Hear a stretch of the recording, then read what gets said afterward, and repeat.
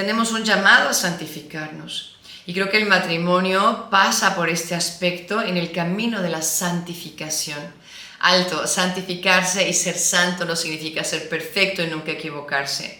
Ser santo significa estar en el camino del amor, con la lucha, con las caídas y con las levantadas, pero tratando realmente de amar según el orden del amor que Dios ha dictado en nuestros cuerpos, en nuestra vida, en nuestro matrimonio y en nuestra familia.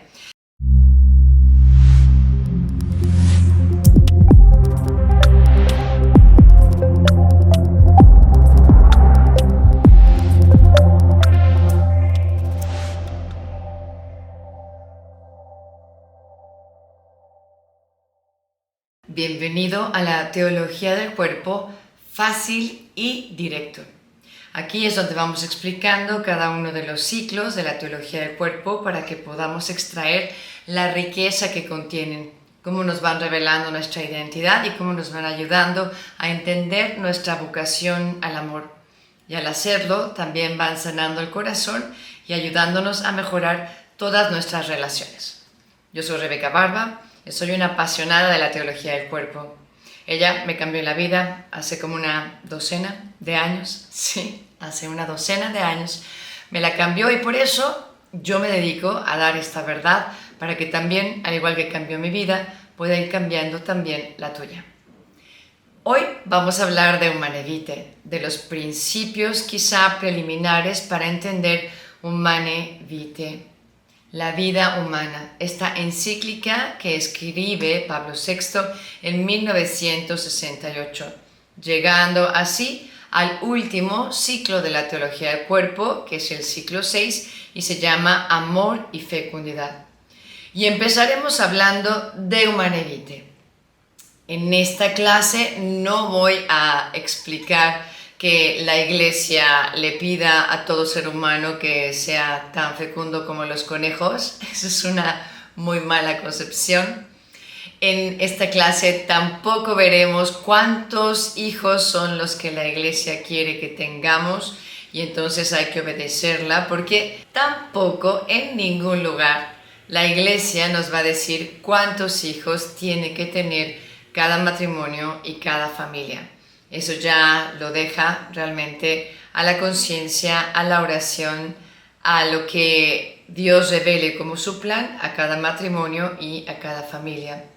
Entonces no vamos a ver justamente en esta clase esos temas. Tampoco se trata de explicar cuándo es pecado o cuándo no es pecado en temas de esta apertura a la vida, sino más bien lo que va a hacer la teología del cuerpo es apelar a todos los ciclos que ya se han estudiado y que nos van dando el sustrato para comprender la dignidad de la persona humana y, por otro lado, nuestra altísima vocación al amor.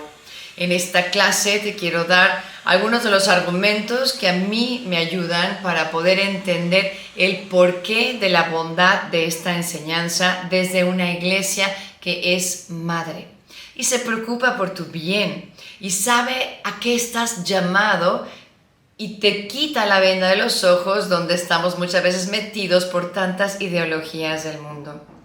Yo espero que al final de esta clase introductoria tú puedas adquirir un mayor conocimiento de la grandeza del ser humano para que entiendas cómo Dios te ha equipado para vivir las exigencias del amor.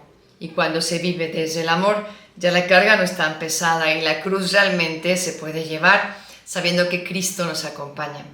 Así que bienvenidos a esta clase y voy a empezar dando puntos muy concretos que nos puedan ayudar.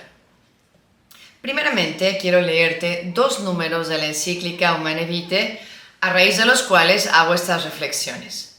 Son los números 11 y 12 de Humanae Vitae y dicen así. El número 11. La Iglesia enseña que cualquier acto matrimonial debe permanecer por sí mismo abierto a la transmisión de la vida. Y el 12. Humanae Vitae está fundada sobre la inseparable conexión que Dios ha querido y que el hombre no puede romper por propia iniciativa entre los 2 significados del acto conyugal, el significado unitivo y el significado procreativo. Juan Pablo II, en su Teología del Cuerpo, dirá que se trata de respetar la estructura íntima del acto conyugal. Bien, pues comencemos con estas reflexiones. La primera, donde partimos de Humane Vitae 11, que es la primera línea que yo te leí, es una pregunta. ¿Dónde se funda esta enseñanza? Porque hay personas que dicen, bueno, no, en realidad no es algo dogmático, cada quien puede hacer lo que quiera, y como hubo un gran vacío en esta enseñanza, pues como que se dio por sentado, sin preguntar y sin saber dónde estaba escrito, que en materias de sexualidad cada quien decidía lo que quisiera. Y es verdad, había mucha confusión, cada sacerdote opinaba y quizá opina algo distinto, y por eso hay que formarnos. Pero antes que nada, saber dónde está fundada esta enseñanza para que entendamos que nosotros damos asentimiento, no solamente cuando es algo obligado, donde no tienes ninguna palabra que decir, sino también cuando una madre te presenta el bien que necesitas seguir como persona humana y de propia voluntad, de propia convicción, tú quieres seguir aquello. Entonces, primero, se funda en esta conciencia de que somos criaturas de Dios y que Dios mismo ha inscrito en nuestros corazones, en nuestros cuerpos, esta enseñanza. Hay significados que tiene nuestro propio cuerpo que no son rebuscados, sino son simplemente un reconocimiento de cómo el diseño corporal, tanto femenino y masculino, tienen un significado filial, esponsal y fecundo. Segundo, se funda justamente en la conexión inseparable entre el significado unitivo y procreativo, potencialmente procreativo, no que cada unión tiene que ser procreativa, sino esa conciencia de que el diseño de Dios hace que a veces esa unión conyugal tenga como fruto la bendición de la vida. De alguna manera estamos simplemente partiendo de la naturaleza.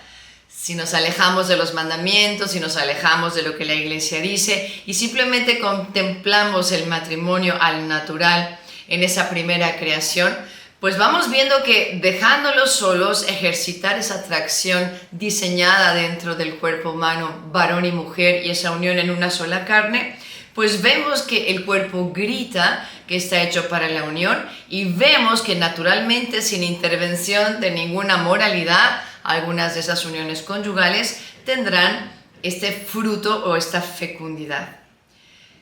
Tercero, se funda también en el lenguaje del cuerpo que se relee en la verdad. Juan Pablo II habla muchísimo de esta frase, releer el lenguaje del cuerpo en la verdad. Dar todo lo que somos en esta unión es también dar la capacidad de co-crear con Dios una nueva vida, un nuevo milagro de un nuevo ser humano que llega a la existencia. Y finalmente, como cuarto, yo diría que se funda esta enseñanza en el signo del amor divino que da vida y que es comunión de amor. El matrimonio, dice la Teología del Cuerpo, es un signo eficaz de la manera en que Dios nos ama, de la intimidad tan grande que Dios quiere tener con cada uno de nosotros. Este Dios que es vida y que es comunión, ha querido que a través del matrimonio tengamos justamente un signo eficaz de su amor sobre la tierra. Y no podemos separar ninguno de estos significados de los que hemos estado hablando. Segunda reflexión. ¿Cuál es la propuesta de la Iglesia? ¿Realmente cuál es la propuesta de la Iglesia? Porque tenemos muchas voces del mundo que dicen una cosa, otra, estamos confundidos. ¿Realmente esto lo pide la Iglesia o realmente lo aconseja o de verdad es según lo que cada quien decida? Primero vamos a ver cuál es esta propuesta de la Iglesia que es madre y maestra.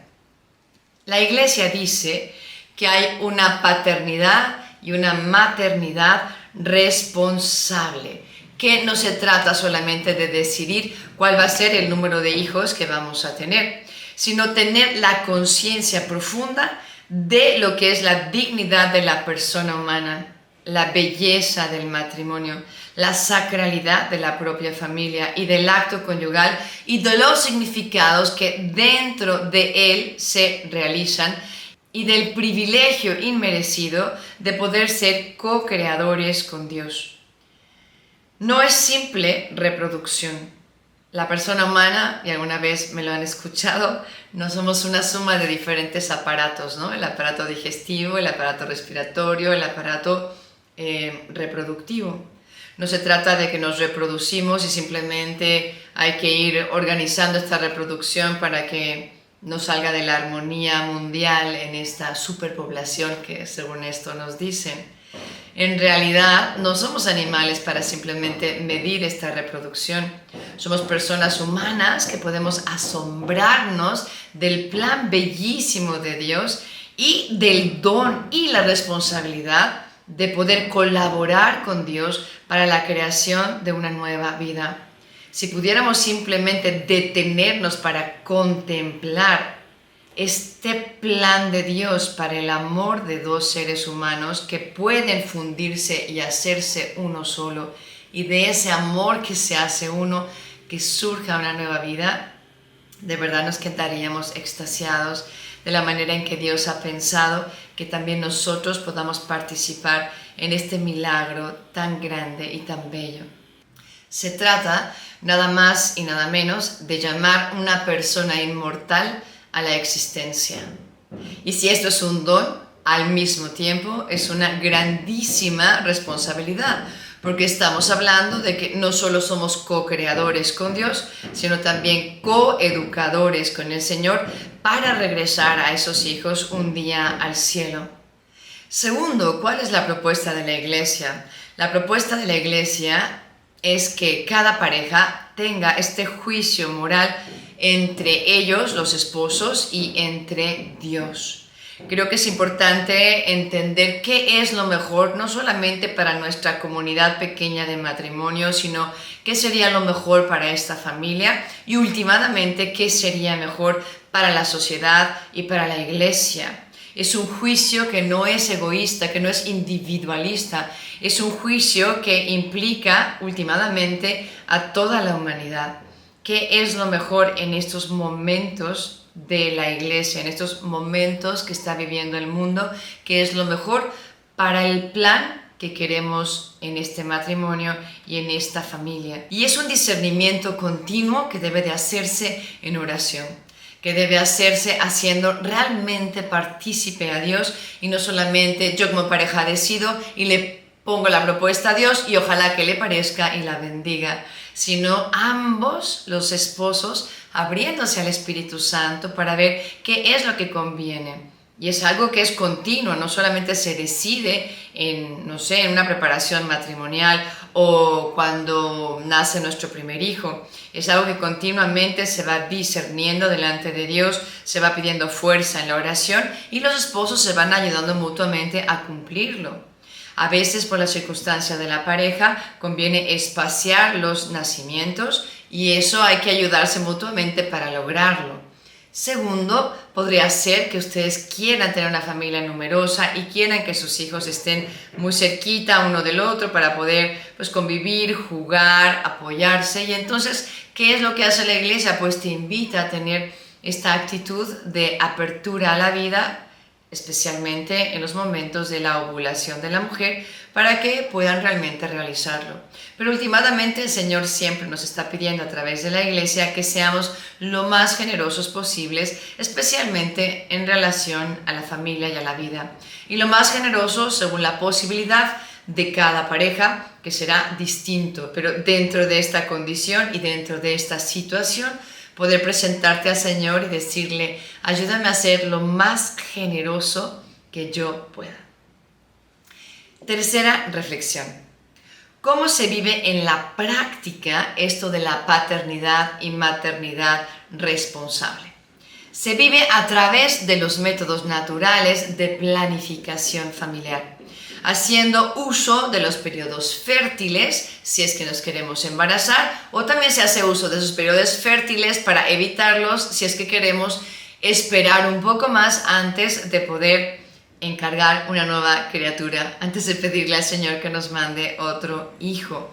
Es un método científico y es importante entender que estos métodos pues no son naturales porque son biológicos, sino que son naturales también porque interpelan y hacen justicia a la naturaleza integral de la persona humana, haciéndolos deseables y capaces de ennoblecer el matrimonio. Muchas personas, al no comprender lo que hay de fondo en estos métodos naturales, pueden decir: ay, no, qué horror, ve nada más, eso significa que no vamos a poder tener esta unión conyugal cuando nosotros queramos, y entonces depender y sacrificarte.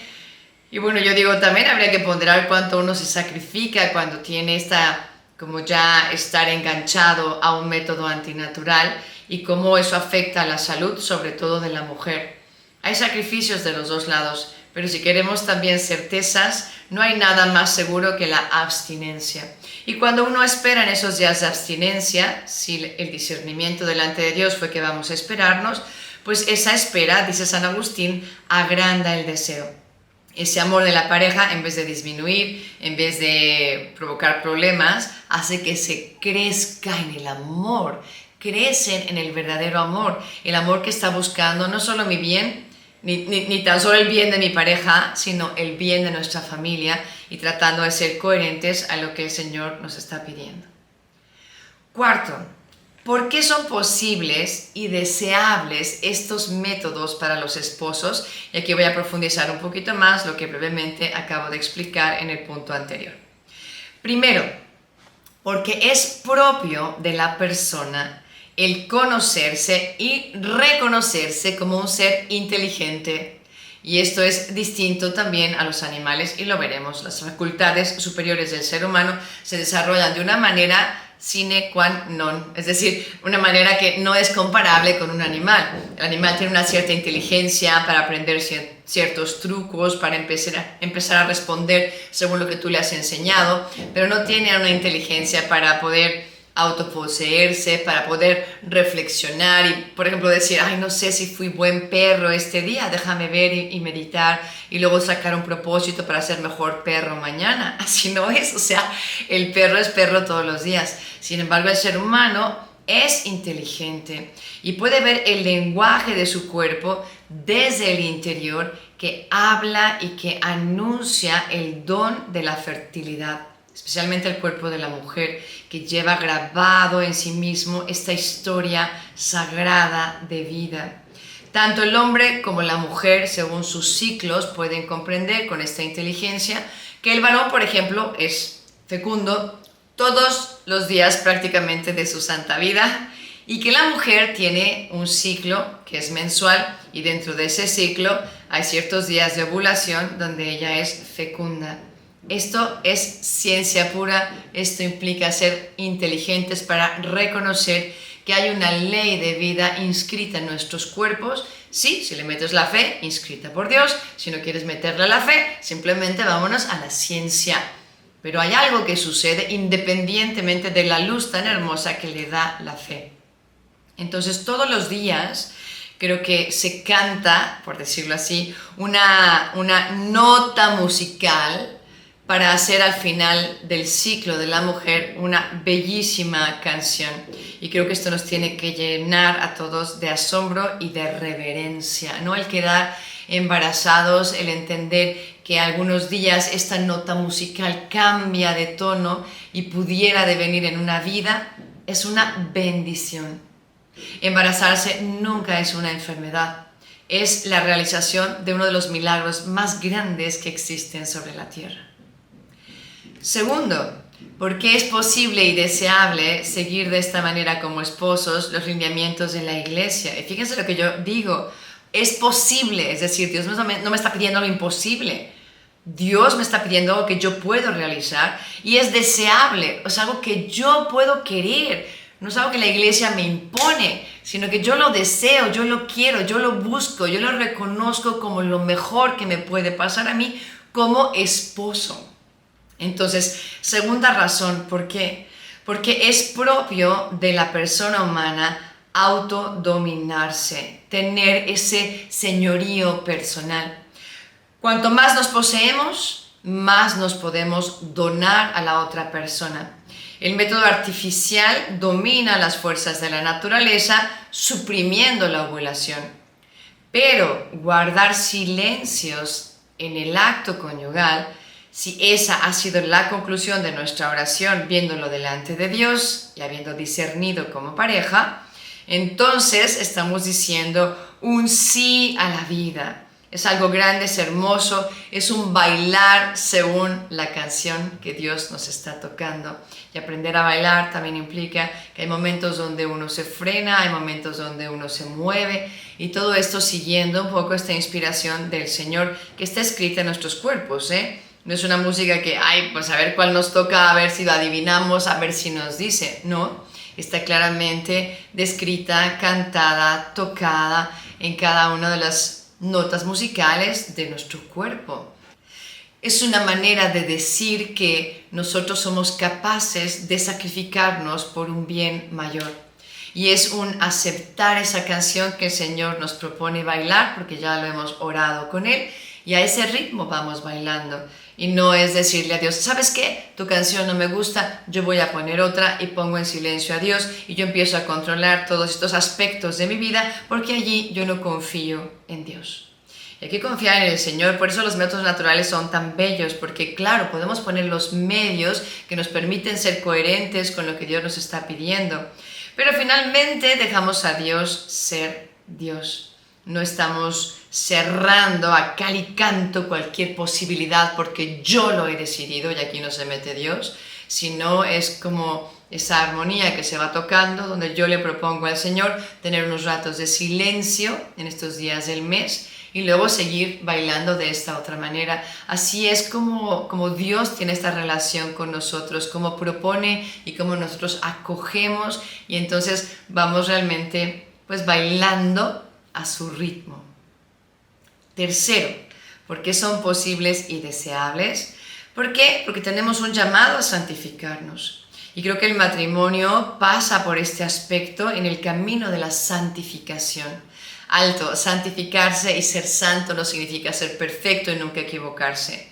Ser santo significa estar en el camino del amor, con la lucha, con las caídas y con las levantadas, pero tratando realmente de amar según el orden del amor que Dios ha dictado en nuestros cuerpos, en nuestra vida, en nuestro matrimonio y en nuestra familia. Entonces, claro, el santificarse implica tener muy cerquita al Señor que nos da su gracia, implica abrirnos a la oración, a los sacramentos. Tengo un llamado y aquí es donde yo vivo la virtud en este acto conyugal.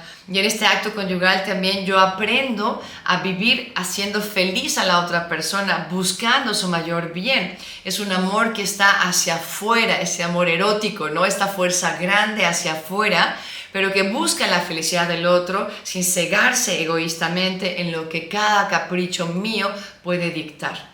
Y así es como vemos que el sacramento del matrimonio nos fortalece y nos consagra en esta vocación a la santidad, sabiendo que no estamos solos en la vivencia de esta propuesta de la Iglesia, sino que el Espíritu Santo viene en nuestra ayuda. El Espíritu Santo, que es el amor, es quien nos enseña a amar y nos da la fuerza para poder sostener un silencio o para poder amarnos plena y gratamente, ¿verdad? Según lo que Dios ha diseñado para el matrimonio. Creo que hay que vivir como este nuevo ethos matrimonial muy propio de la teología del cuerpo, es decir, como esto que es propio del matrimonio y que Dios ha querido para el matrimonio, con todo el placer que es bueno, ¿verdad? Pero saber tener esa decisión que veíamos en el punto anterior, saber cuándo, según lo que hayamos discernido. Así que yo les invito a pedir esta gracia de Dios, sobre todo el don de piedad que nos da el Espíritu Santo, que quiere decir este respeto hacia lo que viene de Dios. Y allí, de una manera muy especial, pues tener nuestros ratitos de oración verdaderos, donde nos hincamos para pedirle a Dios que nos enseñe a amar al otro como necesita ser amado en ese día. También está allí la Eucaristía, donde Dios se hace uno con nosotros y nos va haciendo más como Él, y nos va ayudando a pensar como Él, a sentir como Él, y entonces ser un conducto precioso del amor que le tiene a mi pareja. Y ojalá también tu pareja, ¿verdad? Esté tratando de también ser este canal bellísimo del amor de Dios para ti. Y finalmente está la confesión, porque obviamente vamos dando tumbos y a veces no nos sale bien, a veces se nos olvida y a veces nos gana el egoísmo y nos usamos en vez de amarnos. Pero bueno, caemos y nos levantamos. Y esa es la belleza de nuestra fe, como la confesión no solamente perdona los pecados mortales, sino que nos va dando la gracia para poder vivir con mayor virtud y santificándonos en el matrimonio. Bien, quinta reflexión y última que quiero dejar para esta clase. Y la titulé para ustedes los beneficios o los frutos de vivir esta maternidad o paternidad responsables, para que realmente se nos antoje vivir esto y sea una como certeza ya personal y que no sea algo que alguien me impone y que no entiendo ni por qué me está imponiendo, porque no es así, ¿ok? Entonces, beneficios o frutos de la vivencia de esta enseñanza. El primero es que la pareja aprende a intimar en otras dimensiones, ¿no? No solamente implica el acto conyugal, aprender lo que realmente significa la intimidad, que no es solamente intimidad sexual, poder tener esta intimidad intelectual, donde vamos compartiendo lo más profundo de nuestros pensamientos, por ejemplo, poder fortalecer la intimidad emocional, donde le comunicamos al otro lo que sentimos, lo que nos hace falta, lo que nos duele, lo que anhelamos, y a veces no damos espacios para este compartir porque nos quedamos reducidos simplemente a la intimidad sexual. También existe obviamente la intimidad en la creatividad, en la comunicación, en aprender que esos días donde nosotros sabemos que no puede haber penetración, porque hemos decidido, por ejemplo, esperarnos un poco más, entender en esta creatividad que hay otro tipo de caricias que también pueden expresar el cariño. O sea, los tiempos de abstinencia no son tiempos donde yo me voy a vivir con mi mamá para evitar tentaciones, o que tú o yo tenemos que irnos a otro cuarto. No es así, porque hay una madurez en el amor y entonces claro que podemos expresarnos el cariño de otras miles de maneras que existen, pero cuidando que no estemos expresando nuestro cariño para terminar en un lugar donde hemos decidido delante de Dios que allí no podemos abrir esa puerta. Así que, bueno, se trata de días donde crece la creatividad del amor en sus múltiples expresiones. Otro de los beneficios, segundo, sería esta mutua fidelidad. Al subordinar nuestros impulsos a un bien mayor, y es un entrenamiento constante cuando uno vive los métodos naturales, pues entonces vamos descubriendo lo que es el amor verdadero. Ese amor que puede esperar, ese amor que es mucho más que simplemente la intimidad sexual. Recuerdo el caso de una pareja donde ella tuvo un accidente terrible y terminó en una silla de ruedas.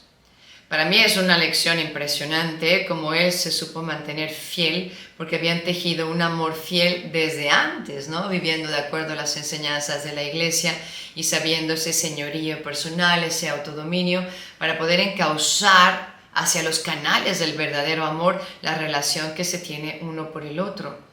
Y esto le choquea al mundo, que dice, pero ¿cómo? O sea, ¿cómo es que van a vivir si no van a poder tener intimidad sexual?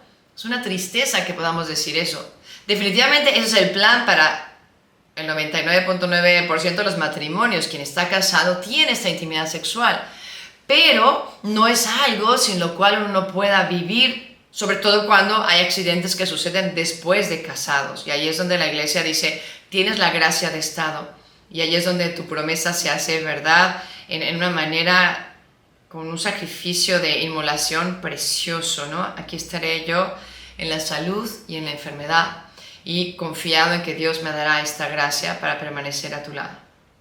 Segundo.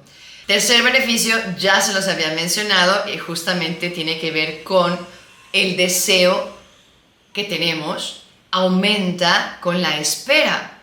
Y entonces, cuando finalmente ya se tiene este encuentro conyugal, ese deseo ha aumentado, por tanto ha aumentado la capacidad de llenarme de ti, de tu amor, de tu presencia, de tu espiritualidad, de lo más hermoso de tu alma, de todo lo que tú eres. Yo me lleno de todo aquello con una capacidad inclusive mayor si cabe, porque no he tenido dando por hecho estos encuentros casi rutinarios, sin valorarlos, o a veces usándote porque pues toca y total no hay consecuencias porque traes, no sé, un parche o traes un DIU, ¿no? En realidad ha sido una comunicación de la pareja, una lucha de los dos para que finalmente, después de ser creativos en otras expresiones del amor, podamos llegar a otros periodos ya secos del ciclo de la mujer, donde podemos vivir esta unión en plenitud y gozarla mucho más que si simplemente la tuviera todos los días. Ese es el tercero. Y el cuarto que les quiero compartir es que hay una mayor vinculación con Dios, porque definitivamente esto que yo estoy diciendo, si tú no estás cerquita de Dios, pues no estás discerniendo con Él, no estás confiando en su plan y no te estás abriendo para recibir la gracia que Él te da a través de sus sacramentos para que vivas este tipo de amor. Y entonces, claro, vamos más sobre nuestras rodillas para decirle al Señor, ayúdame de verdad, yo quiero desear bien a mi compañero o a mi compañera, no quiero desearla para usarla, sino quiero realmente amarla y buscar nuestro bien y el bien de este matrimonio y de esta familia. Hay una auténtica preocupación pastoral de nuestra Madre la Iglesia y nos va enseñando cómo nuestra plenitud, especialmente ustedes que están en esta vocación del matrimonio, es regresar al plan original de Dios. Y el plan original de Dios nos implica un no tener miedo cuando el amor demande sacrificio. Un no tener miedo porque ese sacrificio que está demandado nos está dando garantía de esta manera de amarnos es el verdadero amor. No hay amor verdadero sin sacrificio. El amor que tiene todo fácil es un amor dudoso, porque todo sale a mi capricho, a mi medida, a mi sentimiento, y uno tiene que dudar de ese tipo de amor. Definitivamente hay momentos donde así sale y qué padre que podamos gozar, pero también hay momentos donde dice, pero te amo y te amo de verdad, que yo soy capaz en los momentos que sean necesarios de sacrificarme por amor a ti. Hoy justamente escuchaba de un exorcista cómo hablaba del varón y decía, Dios ha diseñado al varón para sacrificarse. Y entre más se sacrifica a él, más crece su virilidad y su masculinidad. Y en aras de ese sacrificio que puede hacer por su amada, por su amante, por esta esposa del corazón que tanto quiere, es capaz entonces el varón de que ella quiera estar sometida a él por amor, porque se sabe profundamente amada cuando ve lo que él es capaz de sacrificar por ella. Así que bueno, animémonos sabiendo que hay caminos anchos que conducen a la perdición y hay caminos estrechos por donde el Señor nos va llevando, pero nos va dando siempre la gracia. Nunca olvidemos esta enseñanza tan bella de la teología del cuerpo, de que su llamado es promesa. Si Dios nos llama por este camino, nos va a dar su gracia. Dios nunca nos va a pedir algo que no podamos hacer. Más bien tenemos que confiar en que si Dios me lo está pidiendo, es que estoy capacitado y tengo la gracia para poder realizarlo. Así que arriba los corazones. Podríamos terminar esta clase diciendo de verdad, San Juan Pablo II ruega por nosotros. San Pablo VI ruega por nosotros y ayúdanos a ser fiel a este camino que la Iglesia como buena madre nos presenta, no para arruinar la vida, sino para llevarnos a nuestra plenitud y a lo que es el verdadero amor.